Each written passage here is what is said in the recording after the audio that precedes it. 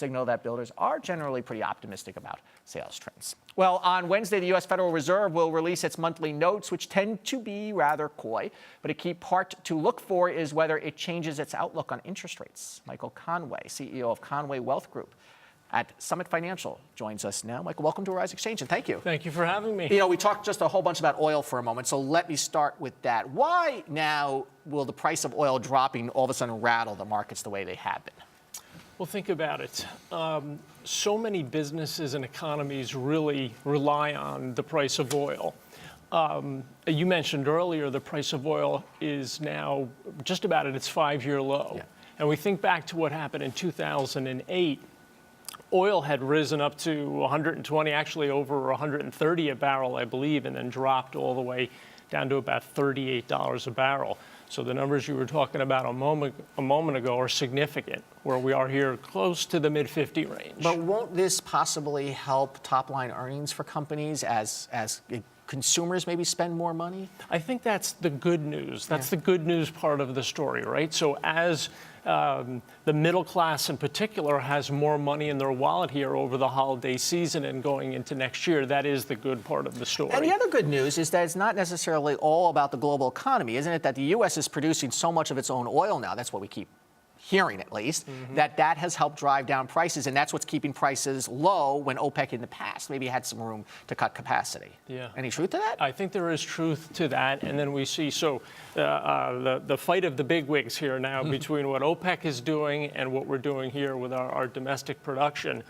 Who's going to blink? Yeah. What will end up happening, and will the U.S. gain a considerable foothold, which I believe it will. So that's an interesting piece. It's kind of entertaining to watch, right? It's a slugfest. We're going to see what happens here. We have a horse in the race now. All right, so the Fed is going to meet, and we always try to decipher exactly what these notes are when Janet Yellen and the group come out.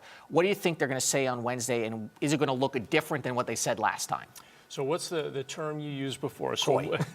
Well, we're gonna, sometimes I use dense. Well, mix it up. I think they're going to come out with probably considerable time.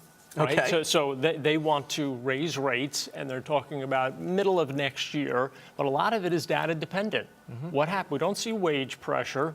We're seeing what was happening in the oil markets. Domestically, things have improved considerably, but the partners we trade with around the globe, being the EU, Japan, China, significant slowdown.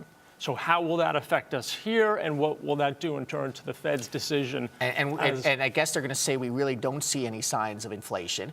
And with oil prices pulling back, the consumer may be feeling less signs of inflation as well, and that's a key indicator of what they're looking for as well as wage pressure. That is right. And so we're not really, so this additional move with oil coming down is a big key indicator. So wage pressure we're not seeing. Commodities have fallen dramatically.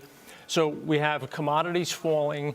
So the bond market is telling us the markets are concerned. Commodities falling are showing a slowdown globally, and I think these are key things that they're going to be looking at. So let's look at some of the economic data we have out there. For example, in the improving job market, what we've seen with home builders' confidence. Overall, is the fourth quarter of 2014 shaping up the way you think it would be? Yes, well, I think, again, domestically, things are looking pretty good, right? So the unemployment numbers have improved, although we have to watch the participation rate. That has not improved. The quality of the jobs are still kind of crummy. They are, so that's an issue. But overall, domestically, auto sales are good. Real estate is vastly improved, so we've seen a lot of good signs here, but our trading partners are having trouble.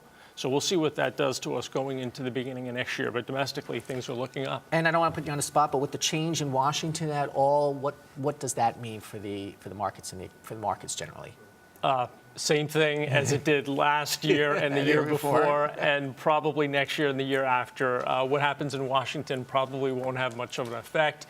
I think it more comes back to business cycles than it does what our friends in Washington are doing. And we're seeing a better business cycle right now. Here domestically, we clearly are seeing a vastly improved number, so that's a good thing. Michael Conway, founder of CEO Conway Wealth Group. Thank you so much for coming in. Thanks for having me. Appreciate it. Coming up, year 2 of enrollment for the Affordable Care Act. We'll have a look at where Obamacare stands. You're watching Rise Xchange. Stay with us.